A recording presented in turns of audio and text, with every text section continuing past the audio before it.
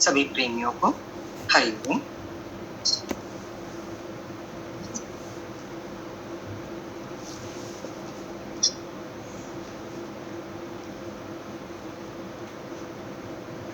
ओ आकाश अमृतवाणी सतगुरु प्रसाद।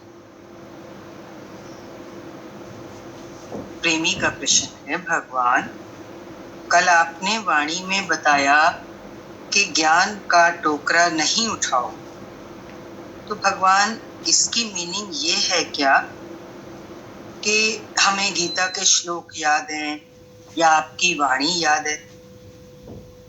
इस पर भगवान ने बताया, है सत और असत की पहचान। चाहे गुरु की वाणी सुनते हैं या गीता पढ़ते हैं या कोई भी ग्रंथ शास्त्र का अध्ययन करते हैं, तो किस लिए करते हैं? सत असत की पहचान के लिए करते हैं ना। पहचान हो गई तो फिर टोकरा कौन सा? सत असत पहचाना तो टोकरा है ही नहीं। जे सत को नहीं पहचाना तो टोकरा है। ज्ञान और अज्ञान सब है। जब तक काम पूरा नहीं होता तो ज्ञान भी है और अज्ञान भी। क्लियर हो रही है बात? हम ज्ञान को एक बोझ नहीं बनाएंगे। हाँ, इतना जरूर है कि जब तक सत को नहीं पहचानते तब तक तो हमें चलना है ना। शास्त्र भी पढ़ने हैं, गुरु की वाणी में भी रहना है, लेकिन जब एक बार पहचान हो गई सत क्या है असत क्या है, तो फिर कौन सा टोकरा बचा? पान उल्टा बहुत हल्के हो जाते हैं। अगला प्रश्न है प्रेमी का, भगवान सत्संग में चला, अज्ञान का बीज हमसे डरे, हम क्यों अज्ञान के बीज से डरे? डर लगता है ना माया से। तो ये प्रश्न रखा है प्रेमी ने कि सत्संग में आपने बोला कि अज्ञान, गुरु तो बताते हैं ना जो बात सच्ची है जिसको हम धारण करें, कि हम अज्ञान से क्यों डर रहे हैं? अज्ञान का बीज जो हमारे अंदर पड़ा है वो हमसे डरे। वो कैसे? देखो, हम सत्य के मार्ग में आए हैं ना, तो अब अज्ञान हमसे डरेगा, हम इससे क्यों डरेंगे? इस पर भगवान कह रहे हैं, जैसे जैसे तुम सत्संग सुनेंगे वैसे वैसे अज्ञान का बीज अपने आप खलास हो जाएगा। वही बात है ना, डरने की क्या बात है? आदमी डरता है कोई भी बात सामने आती है तो यहाँ पे क्या खुल रहा है? हमें डरना नहीं है, क्योंकि जैसे जैसे हम सत्संग सुनते जा रहे हैं तो हमारा अज्ञान दूर होता जा रहा है। अज्ञान का बीज स्वयं नाश हो जाएगा। अगर ज्ञान नहीं सुनेगा तो बीज खलास नहीं होगा। बस यही बात पकड़ कि अगर हम ज्ञान से जुड़े नहीं रहेंगे, सत्संग नित्य नियम अपने आप को उसी में डूबो के अगर नहीं रखेंगे तो फिर कैसे बीज खलास होगा?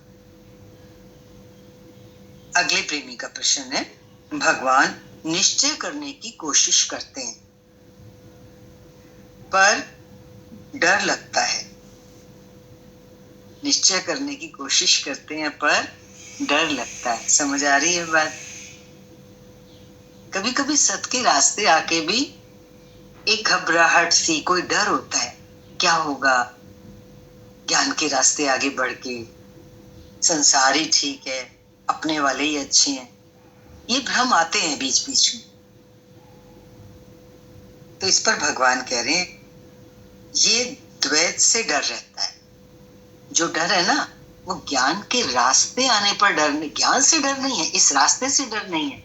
डर अगर है तो द्वैत से है। द्वैत माना क्या? ये संसार, ये माया दो से बनी है ना। द्वैत का मतलब यही है,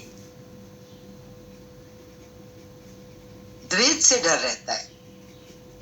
कैसे समझ रहे हो बात को? माया दो में है, कभी लाभ होगा तो कभी हानि होगी, तो डर तो वहां है, अरे मेरा नुकसान ना हो जाए, सुख दुख, अरे कोई बड़ा दुख ना आ जाए, तो उधर डर है ना। सत्य के रास्ते कौन सा डर है? सत्य के रास्ते से हमारे कांटे हटते जा रहे। आगे कह रहे हैं भगवान, द्वैत छोड़ो तो डर है ही नहीं। अगला प्रश्न है, भगवान ये निश्चय पक्का हो जाए कि सब बात में आपका राज समाया पड़े, सब बात में आपका राज समाया पड़े। मतलब हमारी जिंदगी में जो भी होता है उसमें प्रभु का एक राज ही तो होता है।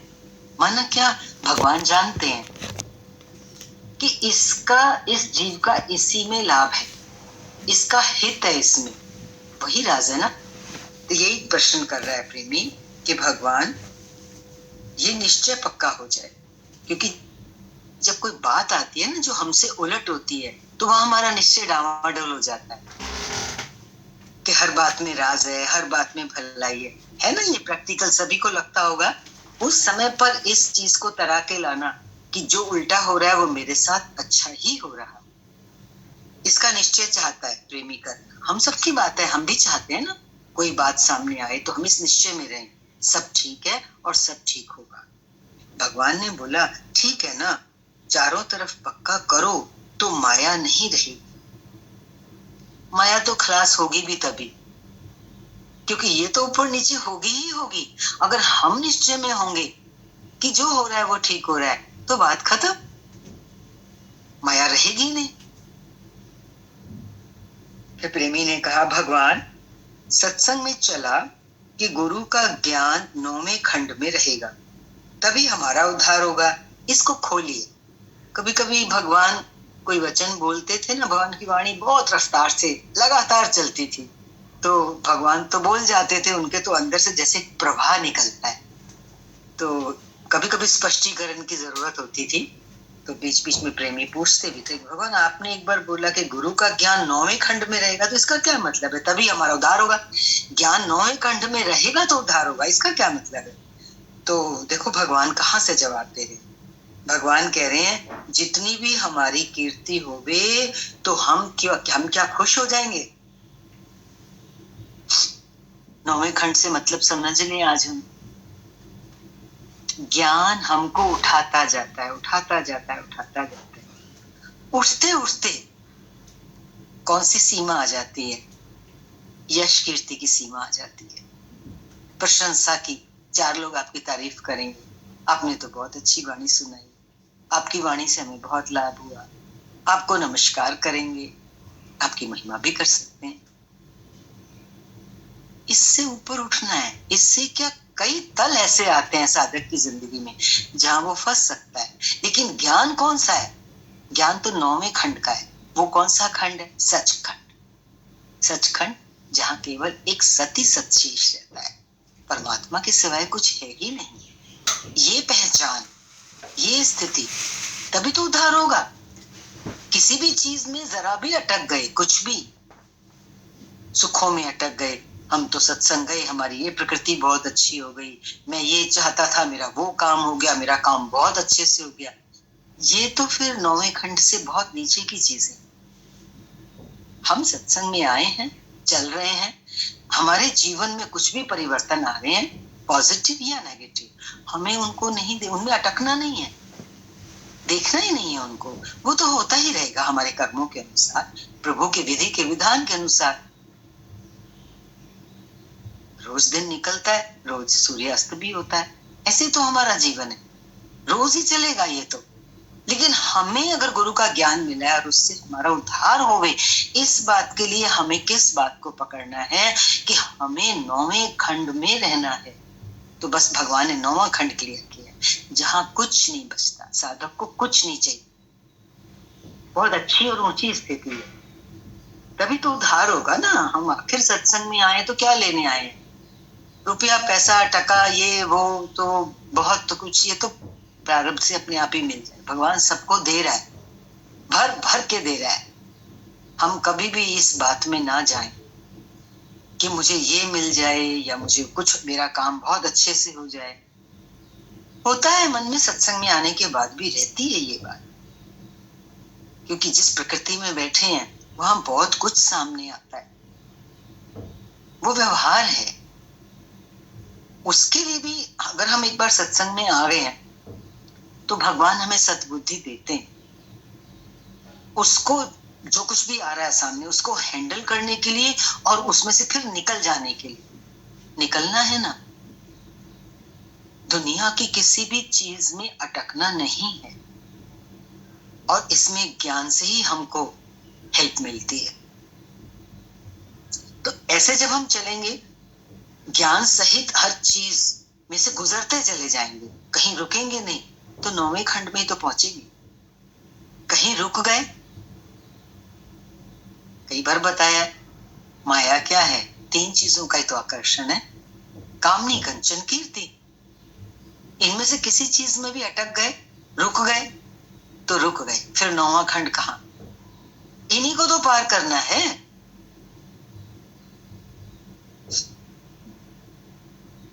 जितनी भी हमारी कीर्ति होवे तो हम क्यों खुश होंगे? आगे प्रश्न है, भगवान कब तक हमको सत असत का विवेचन करना है, और कब ये जानना है कि सत ही सत है? अच्छे प्रश्न है कि कब तक हम विचार करते रहे सत असत पे। भगवान ने बोला कब नहीं बोलो। आपको भी लगता होगा कोई इसकी सीमा थोड़ी है कि कब तक विवेचन करना है। जब तक श्वासें हैं, जब तक इस संसार में बैठे हैं, तो 2 ही तो चीजें हैं, माया असत है, परमात्मा सत है, तो इसका विवेचन तो चलेगा ही चलेगा। ये कैसे रुक जाएगा? हमारा खाना पानी सांस लेना रुकता है क्या जब तक हमारा जीवन? तो ये भी क्यों रुके? कब नहीं बोलो, बोलो मैंने जान ही लिया। अब भगवान क्या कहना चाह रहे हैं कि एक बार जब निश्चय कर लिया तो अपने आप को ये दे दो निश्चयात्मिका बुद्धि कि मेरा निश्चय हो चुका है, कब की क्या बात है। और जब निश्चय हो गया तो हम उसमें ही है। ये बात पक्की कि कब तक विवेचन करना, ये वाली बात नहीं है। प्राण इस बात का एहसास करें कि मैं उस चीज में हूं, मैंने सत को जान लिया है, तो अभी मेरे लिए क्या शेष है? सच को जाना, सत को पहचाना, तो फिर असत को प्यार करेंगे, ऑटोमेटिकली असत से दूरी बढ़ती जाएगी। बहुत अच्छी बात है। असत से दूरी होती जा रही है, सत में स्थिति बनती जा रही है, तो कब की तो कोई बात ही नहीं है कि कब तक। क्लियर हो रही है बात? ये बहुत अच्छा आंसर है भगवान का कि कब तक विवेचन करना है। भगवान कह रहे कब नहीं बोलो, बल्कि अपने आप को ये बोलो कि मैंने जान लिया है। देखो, आज चाहे कोई कुछ समय से जुड़ा है या सालों से कोई बैठा है, अपने आप से पूछो क्या हमने जान नहीं लिया कि सच क्या है? कैसे? माया खोखली है, संसार रहने वाला तो है नहीं, किसने नहीं जाना। सारा भजन में यही तो चलता है। कितने प्यारे प्यारे भजन आपको सुनने को मिल रहे हैं, पूरा ज्ञान है उनमें। चला चली, जब चला चली होनी ही है, तो आज क्यों ना अपने आप को इतना दृढ़ता में रखें कि मैंने सत को जान लिया है। और सत को जान लिया है तो भगवान आगे ब्लेसिंग कर रहे हैं कि फिर असत को प्यार करेंगे। बस हमें ये चीज देखनी है। जब सत को जान लिया और फिर भी अगर हमारा असत से प्यार है, तो फिर तो हम झूठे हैं ना, हम बेईमान हैं। और कहीं असत में अगर एंट्री होती भी है तो वहां पुरुषार्थ है, अपने परिश्रम से फिर वापस आएंगे। डरेंगे थोड़ी, माया से डरना नहीं है, ऊपर यही चला, द्वैत से डरना नहीं है। आदमी घबरा जाता है।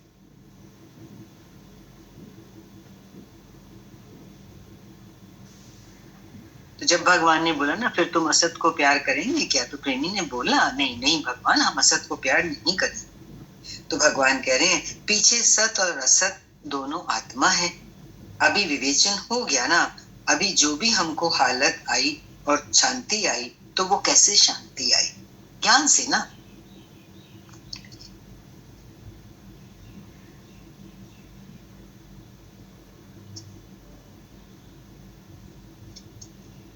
प्रेमी का अगला प्रश्न है, भगवान एक भजन है ये यहाँ पे सिंधी का भजन है तो उसका ही लाइन लिखिए जिसका मीनिंग है कि भगवान अपने में कैसे रहें, इस लाइन में बोलता है अपने में कैसे रहें। भगवान ने बोला सुनो, रहना तो अपने में ही है। क्या कह रहे हैं भगवान? रहना तो अपने में ही है। ये अच्छी बात है ना कि रहना अपने में ही है। अपने में रहने से क्या मतलब है? अपने में रहने से मतलब है कि मैंने सच को जान लिया। जब एक बार सच को जान लिया कि मैं अजर अमर आत्मा हूं, मैं मरने वाला नहीं हूं, मेरे अंदर दूसरा बना ही नहीं है, ये है ना अपने में रहना। जब दूसरा बना नहीं है मेरे लिए तो अपने में आ गए ना। कोई भी दुरित आएगा, कोई भी बात आएगी तो उसको लेंगे, डरेंगे थोड़ी। तूफान आता है, मान लीजिए आप कहीं बाहर हैं, हम निकल जाते हैं ना उसमें से, पर और फुर्ती के साथ निकलते हैं। अरे तूफान है, जल्दी घर पहुंचो। ऐसे ही कोई बात तूफान की तरह भी जिंदगी में आए तो उस समय गुरु साथ होता है, गुरु का ज्ञान साथ होता है तो हम निकल जाएंगे। ये हमें अपने ऊपर भरोसा रखना है। ये अपने पे भरोसा ही क्या है? अपने में है। मेरी मशाल, मेरी शक्ति मेरे साथ है। आत्मा का किसी दूसरे में थोड़ा ही रहता है। अब जीवन कैसा है? ज्ञान सहित है ना। यही है आत्माकार का लक्षण। वो दूसरे में नहीं जाता। दूसरा कुछ भी बोले, कुछ भी करे, वो तो उसकी बात है। हम क्यों देखें उसको? हम क्यों पकड़ें उसकी बात को? मन पकड़ता है। देखो व्यवहारिकता में अगर जाओ तो क्योंकि चार जन के बीच में है, पूरे समाज के बीच में है तो कोई बात आएगी भी। पर कैसे? पानी पे लकीर आई और गई। पत्थर पे लकीर थोड़ी बनाएंगे किसी बात को।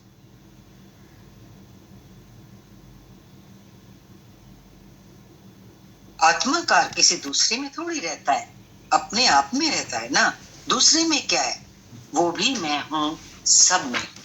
देखो जब भगवान कहते हैं ना सामने वाला भी मैं ही हूं, सब में हूं, तो यहाँ थोड़ा सा समझने की जरूरत है। क्योंकि जल्दी से ये बात नहीं समझ में आती कि जो सामने वाला है वो भी मैं हूं। कभी कोई जब उल्टा चलता है तो कैसे कहें वो मैं। उस टाइम पर ये बात आती है, ज्ञान देता है इस बात को कि वो जो मेरे से उल्टा चल रहा है वो किसके हुक्म से हो रहा है। ऐसा एक मालिक के हुक्म के सिवाय तो पत्ता भी नहीं हिलता।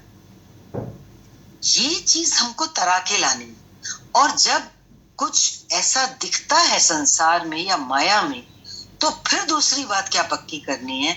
इस बात में मेरी कोई भलाई।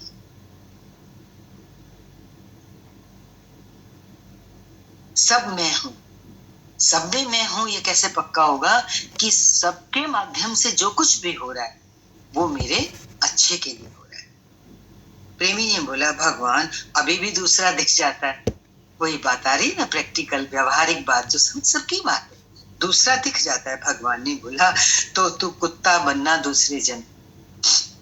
कहते हैं ना रोचक वचन से, अच्छे अच्छे प्यारे प्यारे वचनों से भी भगवान उठाते हैं, फिर भयंकर वचनों से भी उठाते हैं।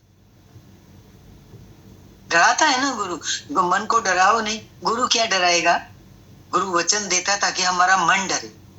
मन को तो डराना जरूरी है क्योंकि मन बहुत मनमानी करता है। इतना सिर उठाता है हर बात कि मेरी चले, मेरी कोई सुने, मेरे हिसाब से सब कुछ हो। तो बोला कि अभी दूसरा दिख जाता है तो तू कुत्ता बनना दूसरे जन्म में। ये कुत्ते का, जानवर का स्वभाव है दूसरे में जाना। अपने में जाना वो मनुष्य का धर्म है। ऊपर सारा यही चला आज, अपने में रहना, अपने को जानना, यही मनुष्य का धर्म है। आगे प्रेमी पूछ रहा है भगवान ये निश्चय किया कि कर्तापने में नहीं आएंगे। भगवान यही बात पक्की करो कि कर्ता सो मरता सो भरता। कर्ता क्यों बने? ये कर्ता बनेगी फिर बोलेगी कि मैं अकर्ता कैसे बनूं, तो पहले ही कर्ता क्यों बने? दोनों बातें बोलेगी, ना कर्ता पहले बनो और ना ही फिर अकर्ता पूछो।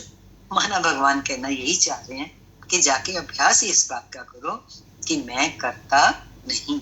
फिर गुरु से ये पूछने की जरूरत ही नहीं पड़ेगी हम अकर्ता कैसे बने, क्योंकि सारा ज्ञान तो भगवान अकर्ता बने पे ही तो दे रहे हैं। तो हम अकर्ता की स्थिति में अपने आप को देखें, उसमें पुरुषार्थ करें। इसलिए एक दफा अकर्ता हो जाओ, कर्ता बनेगा फिर कर्म करेगा, कर्ता नहीं बनेगा तो फिर कर्म नहीं बनेगा। और क्या होगा? शांति। देखो कितने भी कर्म हो, महापुरुषों से तो इतने कर्म होते हैं अथक, हमसे तो इतने होते भी नहीं, लेकिन क्योंकि वो अकर्ता भाव से करते हैं तो उनका कर्म नहीं बनता है। वही तो आदर्श हमारे लिए, हमारे जन्म मरण का कारण हमारे कर्म का कर्ता बने। एक बार कर्म तो हो, लेकिन कर्म का अकर्ता कर्तापन ना हो तो जन्म मरण का चक्कर भी छूट जाता है। यही भगवान कह रहे हैं यहाँ पे कि शांति, कल्याण हो जाता है जीवन का। प्रेमी आगे कह रहा है भगवान, गुरु शिष्य का प्रेजेंट प्योरेस्ट रिलेशनशिप, गुरु शिष्य का प्योरेस्ट रिलेशनशिप, शुद्ध संबंध कौन सा है? भगवान कह रहे हैं गुरु और शिष्य का नाता कौन सा होगा? वो तो सच का ही नाता होगा, ना कि जुदा नाता होगा। गुरु के साथ कौन सा नाता है? जुदा जुदा थोड़ी है, मैं अलग गुरु अलग। जब सच का नाता हुआ तो मैं और गुरु एक है, मेरी और गुरु की आत्मा एक आत्मा है। गुरु और शिष्य का नाता सच का है, सच माना प्योरिटी। प्रेमी ने बोला आगे भगवान, कुछ भी शरीर को होता है तो ध्यान शरीर में चला जाता है। भगवान ने बताया जो ध्यान शरीर में ना जाए तो एक बात है, दवाई कैसे खिलाओगे इसको? ध्यान जाता है ना कि घुटने में दर्द है तो दवाई खाते हो, डॉक्टर के पास जाते हैं, तो कौन सी बड़ी बात होगी? हमको मालूम कैसे पड़ेगा कि दर्द कहाँ है? फिर दर्द की दवा करेगी ना, मालूम क्यों नहीं पड़ेगा? जरूर पड़ेगा। दवा एक बारी किया फिर रोज रोज थोड़ी करेगा। प्रैक्टिकल बात है ना। भगवान कहते ना मेरा ज्ञान चहुं तरफा है। अपने आप को, हमें शरीर को भी कैसे देखना है, कैसे संभाल करनी है और इसमें कितना अटकना है, ज्यादा नहीं। और अगर शरीर कुछ दिखा भी रहा है तो परेशान नहीं होना। और देखो शरीर में कुछ होता है तो आगे प्रेमी यही बात रख रहे हैं कि हमें कुछ होता है तो हम कुछ बोल देते हैं, मुझे ये परेशानी, सामने वाला सुन के खिन्नी होता है, उसको अच्छा नहीं लगता। तो भगवान इस पे बोलते हैं, तू बोलती है मेरे को दर्द है तो तू भोगना, सामने वाला क्या करेगा? कोई क्या करेगा तेरे दर्द को, है ना? हमारे को कोई परेशानी है, कोई बीमारी है तो सामने वाला तो कुछ नहीं कर सकता। किसको भोगना है? हमें खुद को भोगना है। बोलने से क्या होगा? जी उनको सुनाएगा तो वो थोड़ी मानेंगे, बोलेंगे रोज रोज तुमको तो दर्द है। आगे प्रेमी ने बोला भगवान, पानी में जैसे लकीर आ जाती है वैसे हमारे से कभी कभी गलती हो जाती है। आकाश में तो कोई लकीर नहीं है, हमारी ऐसी स्थिति बने। आकाश एकदम खाली है ना। पानी पे भी लकीर जैसी अगर कुछ बात आती है, जीवन में कोई असर होता है, तो प्रेमी ऐसी याचना कर रहा है, भगवान से आशीर्वाद मांगना चाह रहा है कि मैं बिल्कुल खाली होके रहूं। भगवान ने बोला देखो पानी पे लकीर होती है ना तो वो कितना टाइम खड़ी रहती है, उंगली के साथ साथ ही सभी समाप्त, पीछे पीछे समाप्त हो जाती है। तो कोई बात आती है तो क्यों डर रहे हैं इतना? कि पानी पे लकीर जैसा अगर कुछ अंदर में हिलन डुलन है, कोई संकल्प विकल्प है तो दृष्टा हो जाओ ना उसकी, वो तो उसी ज्ञान से खत्म हो रहा है। साथ साथ हम उस अपनी उन्नति को पहचाने कि पहले इतनी दृढ़ता से बातें अंदर जम जाती थी और अभी आती हैं और चली जाती हैं, तो क्या हुआ?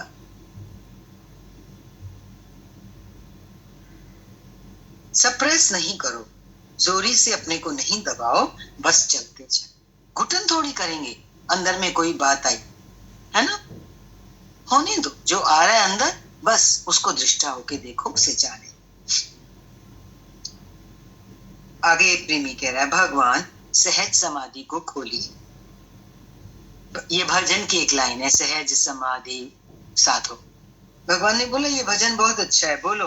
फिर इसके बाद भजन चला, साधो भाई सहज समाधि भई। प्रेमी ने बोला भगवान सत्संग में इधर आने की छुट्टी नहीं मिलती है घर से। घर वाले कभी कभी रोक भी लगा देते हैं कि नहीं जाना सत्संग, रोज रोज नहीं जाना, क्योंकि उनका इंटरेस्ट नहीं है, तो वो इस चीज की वैल्यू को समझते नहीं है। तो किसी किसी योगी के जीवन में रुकावटें भी आती हैं। तो भगवान ने बोला वो तुम्हारी टेस्ट लेते हैं कि कितना तेरा प्यार है जो सत्संग में जाना चाहती है, बाकी और कोई बड़ी बात नहीं। देखो आज तो आज आई है ना सत्संग, बैठी तो भगवान के सामने ही है ना, तो भगवान उसको ही पकड़ा रहे हैं। ये कैसे आई? घर वालों ने छुट्टी दी तो आई ना, बस। वो कभी रोकते भी हैं तो तेरे टेस्ट लेते हैं कि ऐसे ही जाती है मौज मस्ती के लिए या तुझे वाकई सत्संग से प्यार है। और कुछ नहीं। देखो आज तू यहाँ बैठी है, तू सत्संग में आना जाना कर, पर कैसे नम्रता भाव कर, प्यार से छुट्टी ले, फिर तुमको छुट्टी ही छुट्टी मिले।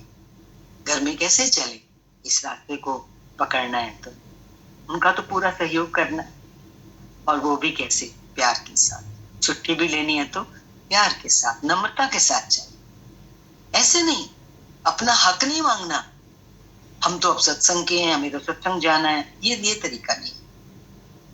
बहुत नम्रता से चलना है।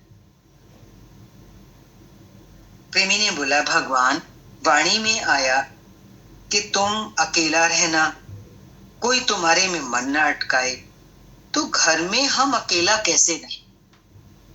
अच्छी बात है, इसको हम सब समझेंगे। हैं हम घर में, फिर भी अकेले। कहते ना मेले में अकेले, मेले में तो इतने लोग होते हैं, वहां भी हम अकेले। तो ऐसे अब घर में भी 4 जन 8 जन हैं, तो अकेले कैसे? इससे क्या मतलब समझें भगवान? तो भगवान क्या कह रहे हैं, देखो भगवान कह रहे हैं अकेला है चित्त। अकेला कोई शरीर थोड़ा रह सकता है। आज हमें शरीर से कोई अकेला कहीं बंद कर दे, घर में कमरे में, आप करके देख लो अनुभव इस चीज को। कमरे में अपने को बंद कितनी देर बंद कर लो, फिर आओगे ना बाहर। तो शरीर की बात थोड़ी है। भगवान ने क्या पकड़ा है यहाँ पे? अकेला है चित्त, हमारा मन। सारा संसार मन से ही तो है। किसी की भी बॉडी घर में रहेगी, पर चित्त में रहे अकेला। शरीर घर में है, 4-8 लोगों के बीच में, लेकिन चित्त में वो किसी को धारण नहीं किए। चित्त में उसका भगवान, उसका गुरु की वाणी ही चले। चित्त में शोर नहीं करें, अंदर में लहरें नहीं उठे। एक और प्रश्न में भगवान ने बोला मैं मेरा निकल आता है, असंग कैसे हूं।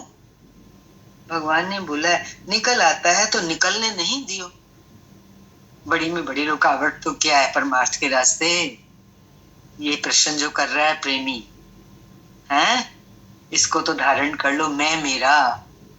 तो भगवान क्या कह रहे हैं? मैं मेरा निकल आता है तो उसको मत निकलने दियो। बोलो सब मेरा ही रूप है ना, कोई कम नहीं है, कोई जास्ती नहीं। भेद नहीं करो, भेदभाव रहित होके सबको अपना ही रूप करके देखो। सब मेरा ही रूप है तो मैं ऊपर नीचे कैसे बोलूं। आज के लिए इतना ही। हरिओम शांति।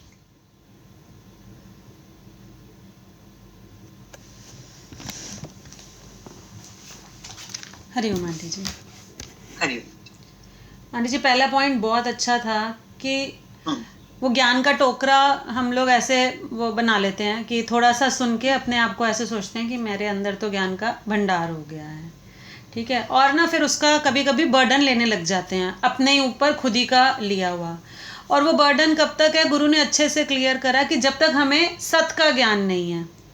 सत यही है कि तू देह नहीं, तू आत्मा है, ठीक है। तो जिस दिन हमने सत पहचान लिया, सत में चलना शुरू कर दिया, फिर चाहे हमने शास्त्र भी पढ़े हैं, गुरु की वाणी भी सुनी है, जब सच जान लिया तो फिर उस चीज़ का हमें कभी बर्डन नहीं रहेगा, हम उस चीज़ का प्रेशर नहीं लेंगे।